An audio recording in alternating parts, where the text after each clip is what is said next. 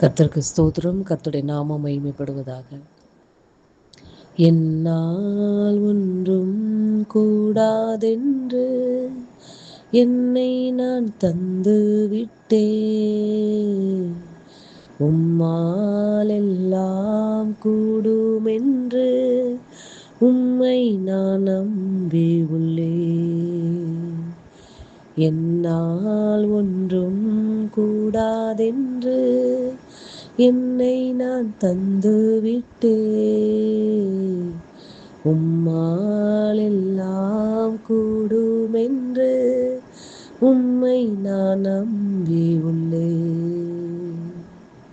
L Shaddai சர்வ வல்லவரே, எல்லாம் செய்பவரே, இல்லாதவைகளை இருக்கின்றதாய் வரவழைப்பவரே, ஆபிரகாமுக்கு செய்தவர் எனக்கும் செய்ய வல்லவர். ஆபிரகாமுக்கு செய்தவர் எனக்கும் செய்ய வல்லவர். ஆமென் இயேசப்பா.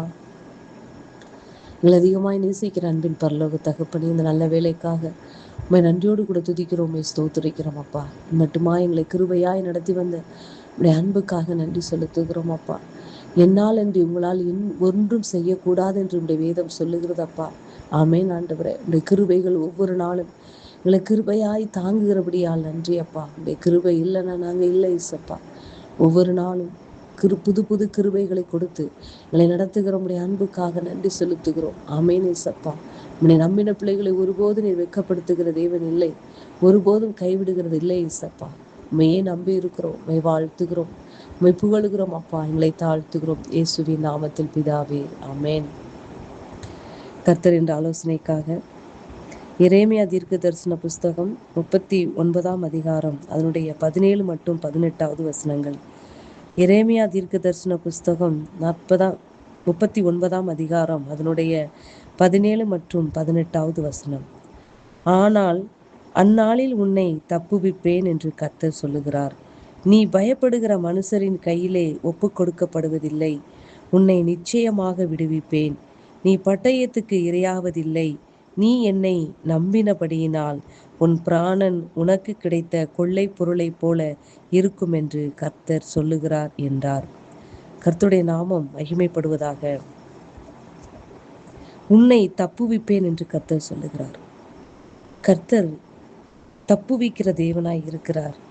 யாரை தப்புவிப்பார் என்றால், யார் மாட்டிக்கொண்டு இருக்கிறார்களோ, யாருக்கு அவர்கள் அஞ்சி பயப்படுகிறார்களோ, பயப்படுகிற காரியத்தில் இருக்கிறார்களோ, அவர்களை கர்த்தர் சொல்லுகிறார், உன்னை தப்புவிப்பேன் என்று. நீ பயப்படுகிற மனுஷரின் கையிலே ஒப்பு கொடுக்கப்படுவதில் என்றை கர்த்தர் சொல்லுகிறார்.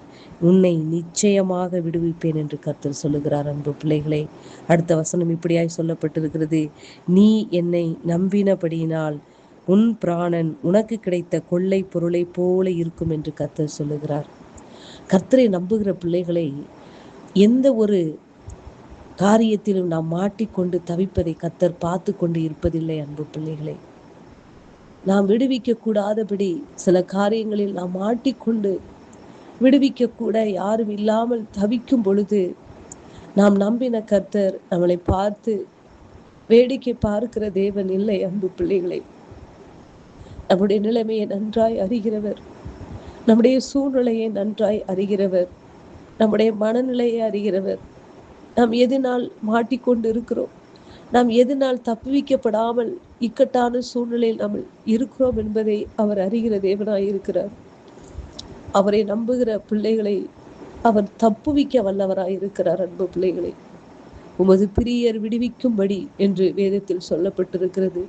அவர் பிரியப்படுகிற பிள்ளைகளை, அவர் நேசிக்கிற பிள்ளைகளை ஒருபோதும் அவர் மாட்டிக்கொண்டு இருக்கிறதை தப்புவிக்க கூடாமல் சிக்கிக்கொண்டு தவிக்கிறதை அவர் பார்த்து ரசிக்கிறவர் அல்ல. ஒரு நாளும் அவர் நிச்சயமாகவே விடுவிப்பேன் என்று கர்த்தர் சொல்லுகிறார். அன்பு பிள்ளைகளே, இந்த நாளிலே அவரை நம்பி இருக்கிற ஒவ்வொரு பிள்ளைகளும் எந்த காரியத்தில் நீங்கள் தப்பி மாட்டிக்கொண்டு நீங்க தப்ப முடியாமல் மீள முடியாமல் தவித்து கொண்டிருக்கிறீங்களோ, அந்த காரியத்தில் கர்த்தர் உங்களை பார்க்கிறார் அன்பு பிள்ளைகளே. அது கடன் பிரச்சனையாக இருக்கலாம், மற்றவர் உங்களை பற்றி பேசுகிற அவதூறாய் இருக்கலாம், இல்ல உங்க குடும்பத்துல ஏதாவது ஒரு பிரச்சனையாய் இருக்கலாம், இல்ல பயத்தின் கூட பயப்படுகிற காரியமாய் இருக்கலாம். அந்த மனுஷனை குறித்து ஏதோ ஒரு மனுஷன் உங்களுக்கு செய்கிற காரியத்து நிமித்தமாக நீங்க பயப்படுகிற காரியமா கூட இருக்கலாம். அப்படிப்பட்ட காரியத்திலும் அந்த வேதம் சொல்லுகிறது, நீ பயப்படுகிற மனுஷர் கையிலே ஒப்பு கொடுக்கப்படுவதில்லை என்று. நீங்க யாரை குறித்தாவது யாரை பார்த்தாவது நீங்கள் பயப்பட்டு கொண்டு இருப்பீர்களானால், ஏதோ ஒரு காரியத்திற்காக மனிதர்களுக்காகவோ நீங்கள் பயப்பட்டு கொண்டிருந்த கர்த்தர் என்று உங்களுக்கு சொல்லுகிறார், நிச்சயமாகவே உன்னை விடுவிப்பேன் என்று சொல்லுகிறார். அந்த மனிதருடைய கைக்கு நீங்கள் ஒப்பு கொடுக்கப்படுவதில்லை என்று கர்த்தர் சொல்லுகிறார். அன்பு பிள்ளைகளே, நம்முடைய தேவன் நம்மளை ஒப்பு கொடுக்காதவர், யாருடைய கையிலும் நம்மளை ஒப்பு கொடுக்காத தேவன், மனுஷருடைய கையில் நம்மளை ஒப்பு கொடுக்காத தேவன், நம்மளை இழக்க விரும்பாத தேவன், நம்மளை தப்பு வைக்கிற தேவன், அவ்வளவு அன்புள்ள தேவன் நம்முடைய தேவன். யாருடைய கையிலும் நம்மளை ஒப்பு கொடுக்காமல் இருக்கிறபடியினாலே இன்று நாம் ஜீவனோடு நாம் வாழ்ந்து கொண்டிருக்கிறோம். அன்பு பிள்ளைகளே, பிசாசருடைய கையிலும் மனிதருடைய கையிலும் நம்மளை ஒப்பு கொடுக்காமல் நம்மளை இழக்க விரும்பாத தேவன் நம்மளை மீட்டு இந்த நாளில் நம்மளை ஜீவனோடு வாழ வைத்துக் கொண்டிருக்கிறார். அன்பு பிள்ளைகளை, அப்படி இருக்கிற தேவன் நம்மளை மாட்டிக்கொண்டு நாம் தவிக்கிறதை ஒருபோது விரும்பாத தேவன் நிச்சயமாகவே நம்மளை தப்புவிக்க அவர் வல்லவராய் இருக்கிறார். அன்பு பிள்ளைகளை, ஆகையினால் கவலைப்படாதீர்கள், பயப்படாதீர்கள். கர்த்தரை நம்பி இருக்கிற பிள்ளைகளை ஒருபோதும் அவர் கைவிட மாட்டார். ஒருபோதும் அவர் அதை இடுக்கண்களிலே மாட்டிக்கொண்டு இருக்கிறதை கண்டு அவர் சும்மா இருக்கிற தேவன் இல்லை. நிச்சயமாகவே உங்களை விடுவிப்பார். நீங்க மனுஷருடைய கையில் ஒப்பு கொடுக்கப்படுவதில்லை என்று கர்த்தர் சொல்லுகிறார். அன்பு பிள்ளைகளை, வார்த்தை நிமித்தமாக கர்த்தர் உங்களை ஆசீர்வதிப்பாராக. ஆமென்.